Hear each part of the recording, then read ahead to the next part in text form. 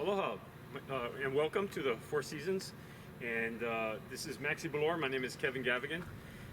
Allison is doing the filming, and we're going to share with you this video, and Maxi is going to share with you his skills on how to do a basic irrigation repair.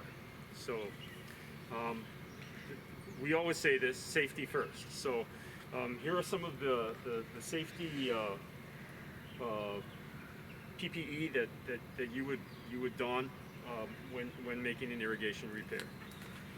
These rubber gloves are very delicate, and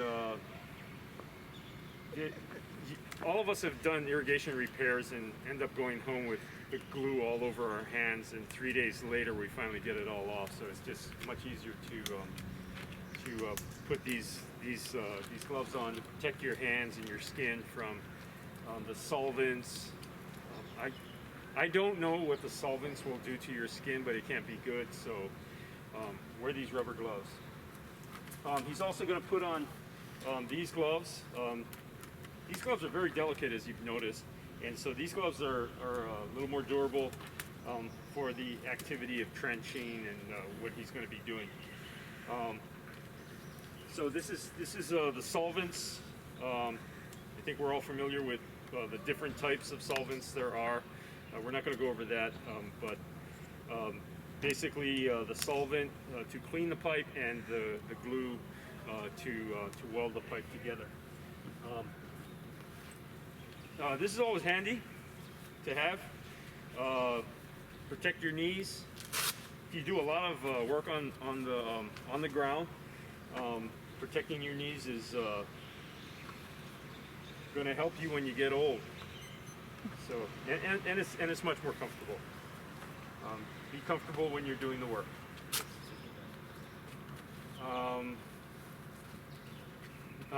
Maxi also has a pair of safety glasses. Important, especially if some of the solvent spills and or splashes. You protect your eyes from what that could do to you. Okay? These are some of the tools that he'll be using, and we'll see how these work. Okay. So we're going to pressurize the system right now, and you'll see what the first thing we need to do is locate the leak, and then be able to mark that so we know where it is.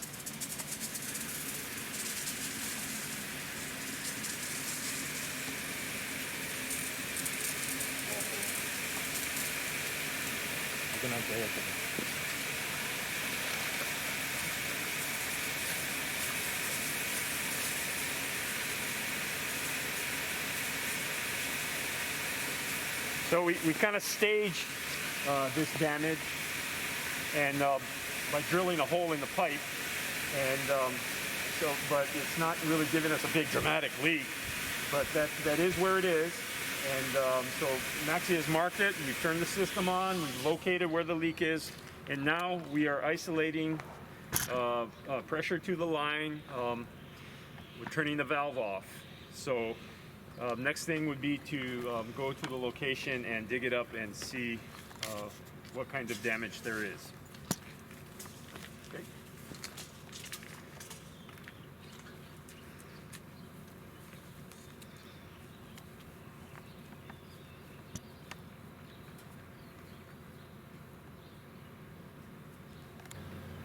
Okay, so this is the damage area, and when you got damage on a prized lawn, of course you're going to want to protect that sod. So we'll dig it up very precisely, and as if to say, to surgically remove the grass in a way that it can be restored, so there's no damage, no visible damage. You can see the leak going on right down here. Right here, you can see the eddy in the water. And because Maxi likes dramatic effect, we're going to turn it on again so you can see where the leak is.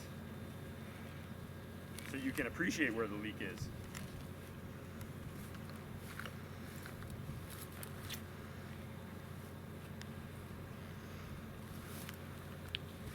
turn around. Yeah. Ready? Okay, go ahead. Just pump.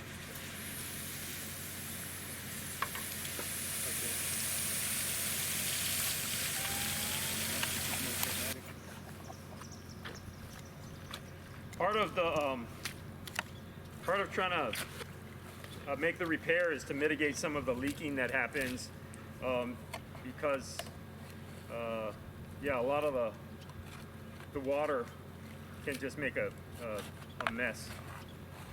You didn't bring that little pump to pump it out with, right? A little cup. Yeah.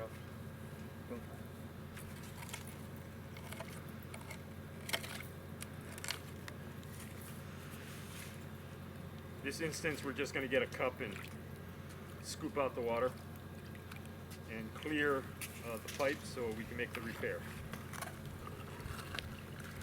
You want this smaller shovel? No?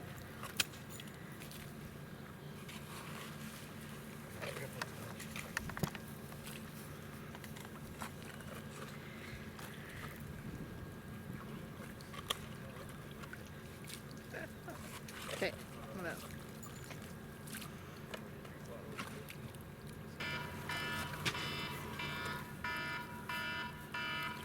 Why are you alarming? Okay, here you go.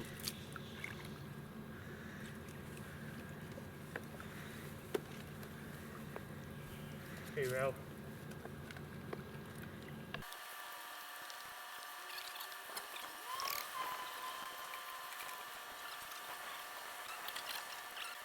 Sweet sour. Like really good. You need lemons? Meyer lemons. Yeah. They need come out of our ears. This part. Because I'm looking cut up here. So Maxie, why don't you explain the problem? I'll wait for you. Yeah, we'll get that whole book.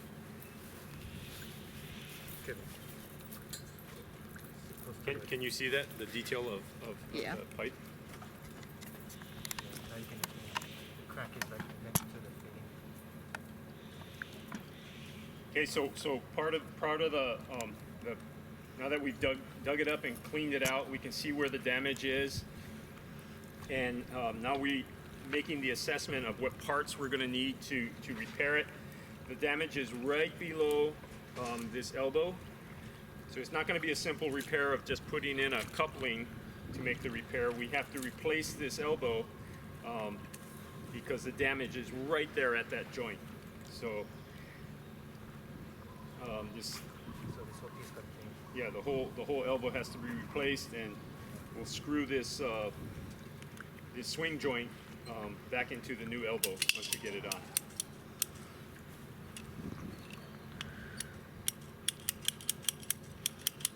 These pipe cutters are the best thing to cut the pipe away with. It cuts it square, it cuts it clean, it doesn't leave frayed edges on the pipe.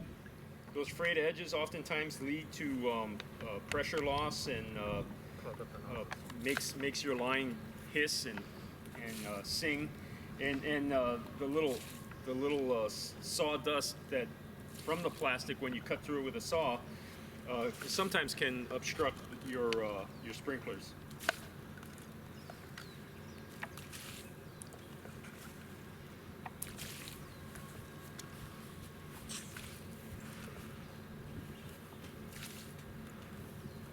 So this is the broken piece. This is the broken elbow. We'll just remove it. It's part of the swing fitting. So we'll replace this, put a new elbow on it. Is that in view? Mm-hmm. We'll put a new elbow on it and reattach the swing fitting in with the sprinkler on it. When making these repairs, main lines are usually Schedule 40 pipe, and this is Schedule 40 pipe.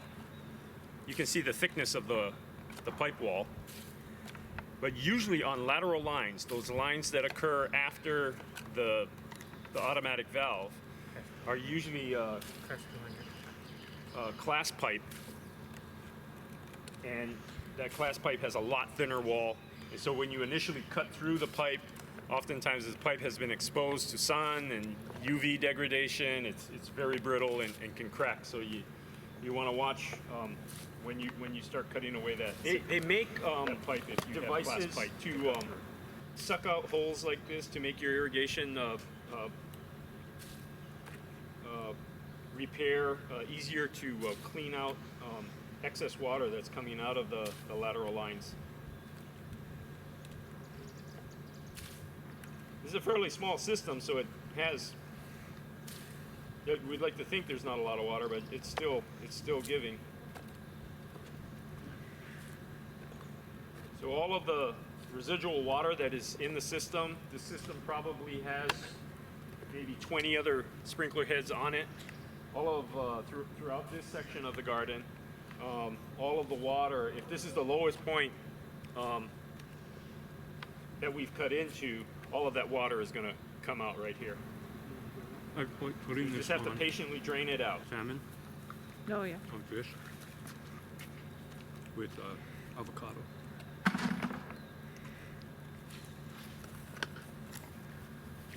Is it still leaking, Maxie? Still leaking. You don't need these. No, but we're gonna Cut them off. no, we're gonna put everything on top there first. Yeah, easier for me to. Oh, so you can cut Yeah. Okay, so Almost. this is a matter of preference and how you're going to fix it, right? So these, Everything on top. if you've ever worked with this funny pipe and these funny pipe fittings, you know when they get on, they're hard to take off. Watch it come right out. But so what we're going to do is we're just going to get a new elbow. We're going to cut this one off, and we're going to thread this on the new elbow, then attach it, and then glue this to the pipe.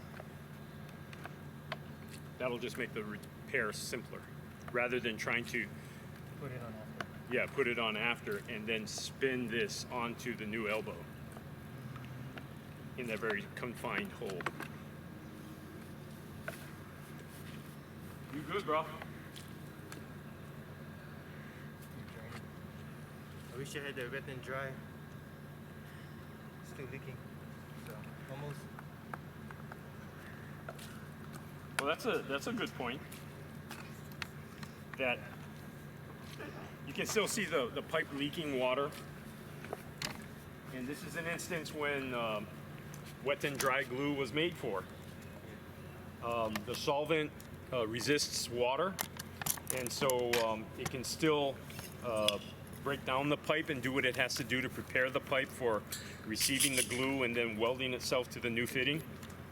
So wet and dry glue might be the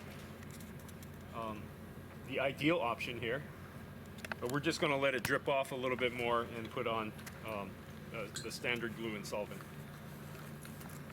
I always feel like wet and dry glue, although good and it dries quick and dries under wet conditions, is less. So this little tool here is for removing burrs off the edge of the pipe before you make a repair. You can remove burrs off of the outside edge, and you can also remove burrs off of the inside edge to make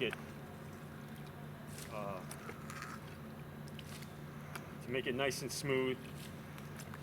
This is how you would take off from the outside edge. We're not going to put this pipe on, but just to demonstrate to you what this handy dandy little tool does. A lot of people just use sandpaper. A lot of people use a fingernail or whatnot to peel that stuff off, but that's not an ideal situation. This tool is very handy. Okay. You ready? Some deburring. Right.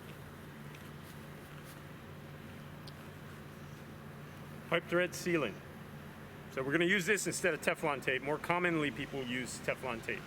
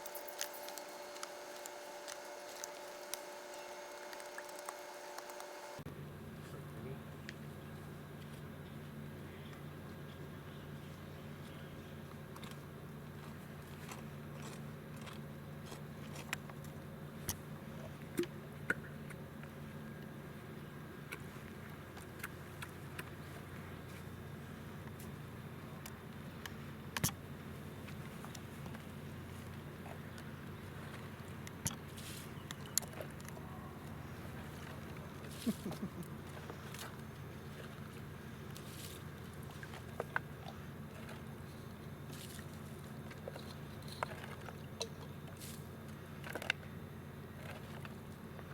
do your finger trick.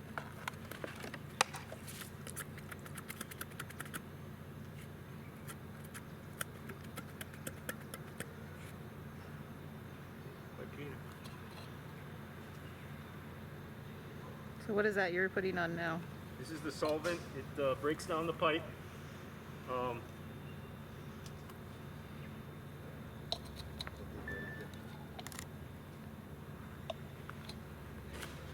When you put the solvent on, they say you put on enough so that the words that are on the pipe. Once you're able to clean those words off, that's the right amount of solvent to have put on the pipe.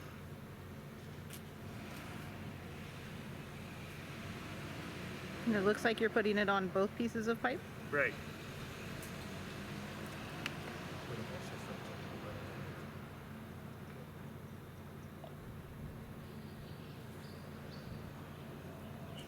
Put it on and you give it about a quarter turn.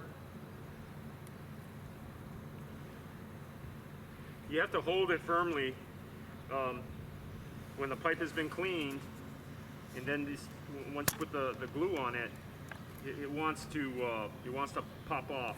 It wants to force itself off. But so you need to hold it for about 15-30 seconds so it doesn't pop off. All right, good job. Okay. Just wait for a while. So now the repair has been made, and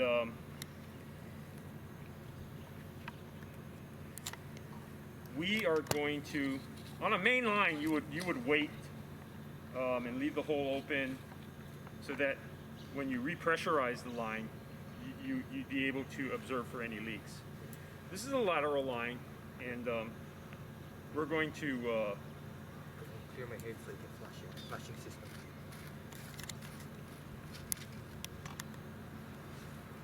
okay, next thing we're going to do here is we're going to turn the system on momentarily just to flush out any debris.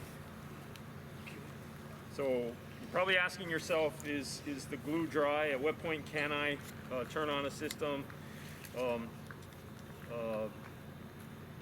When is the glue going to be set sufficiently that I can turn the system on? So every can is different. Every wet and dry glue is a quick setting glue, and I think offers you about 20-30 minutes. You can turn the system back on. But for the purposes of this instruction, we're going to just turn the system back on, flush it out, and feel comfortable enough that this joint will hold. We'll reset the sprinkler and then reestablish the landscape.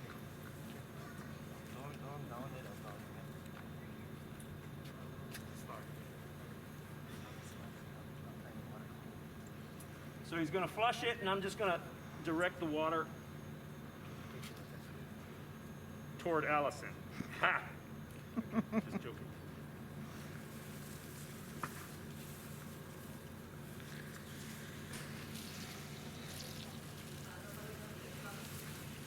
Okay, yeah, all the glue came out of Burrs.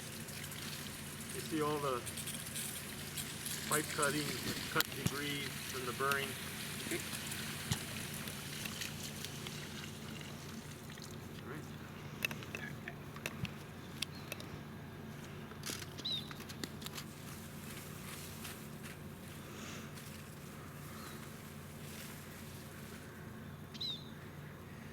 This is a good time, an opportunity to look at your sprinkler head and see if there's any other damage on it. If this is a really worn, calcified sprinkler head, it'd be a good opportunity to change it. We know that this has been in for about a year, maybe 2 years, so it looks to be in good shape, so we're just going to reinstall it. Now that repair is done, cover it up. Okay, repair is completed. Restore the landscape.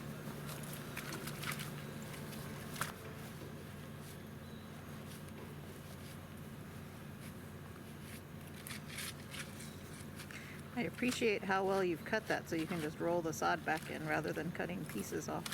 Yep.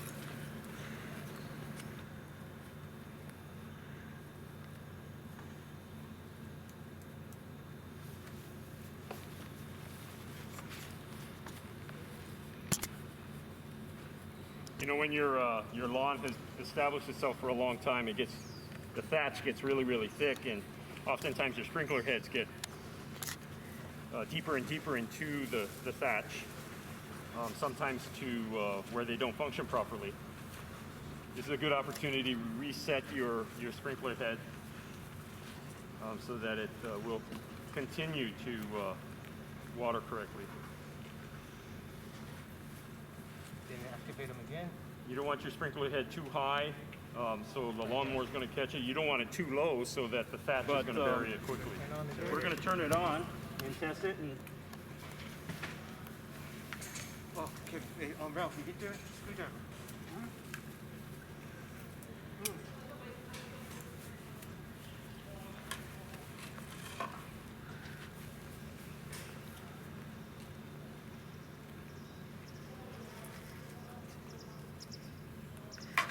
Maxie, what are you doing now?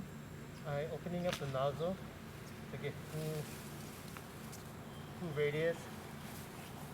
My sprinkler nozzle. good. Real good. Turn out. Hey,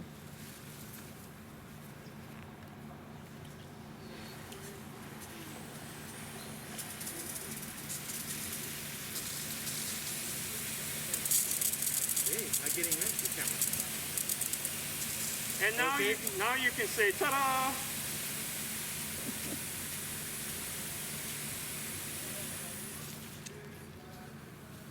That's it. Oh, quicksand. So now you just have to let that dry out, right? Okay, so with all of this information, do you think it'd be easy for a homeowner to be able to do a fix like this on their own? Yes. The hard Very part, easy. Yeah, the hard part is only getting to the source of leak. Just the digging part. And so this took us about 20 minutes for this whole series. Do you think that's about how long it would take somebody, or do you think it would take about an hour if they've never done something like this before? Maybe about, I'll say total 30 minutes max. You'll burn about 2,000 calories. So consider that. Well, make it easier if they have a layout of their irrigation design at home. Then they'll know exactly what size piping they have to order and what size fittings. That would make it easier. We took a wild guess at what size. We didn't know whether it was ½ inch, 3/4, or 1 inch. And so what size pipe did that end up being?